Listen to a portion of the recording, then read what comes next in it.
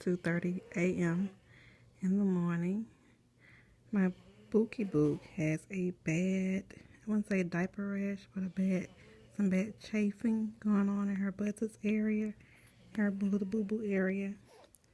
It started like near the little boo-boo hole, little butt hole, but it kind of spread it out.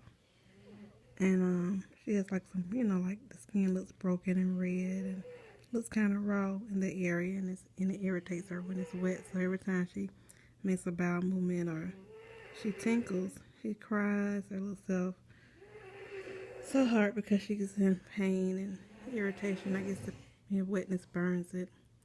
And we just got through letting her get some air to the area, but she kept peeing, and when she pees, it burns. And she's just been crying and crying and crying, and she's turned her little self red. She turned her lips back pink. Her lips has not been pink since she was in the hospital as a newborn.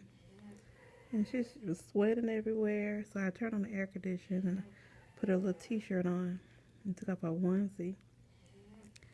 But, with air conditioner on, I just went on and wrapped up in a blanket. But she was just sweating and crying and just so hot. And, it just hurts to see her in pain because of that chafing in her buttocks area.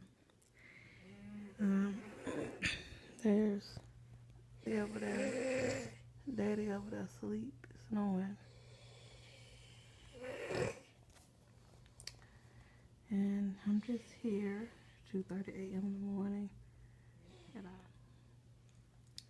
and she's still in her little bassinet near the bed. And basically, here's mommy. I haven't had a full night's rest since my little boogie was born, but I love her, and I would not change one thing. I didn't get any sleep last night, and I did not sleep at all yesterday during the day, and I'm not sleeping tonight.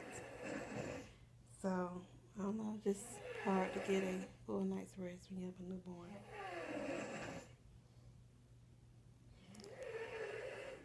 But there's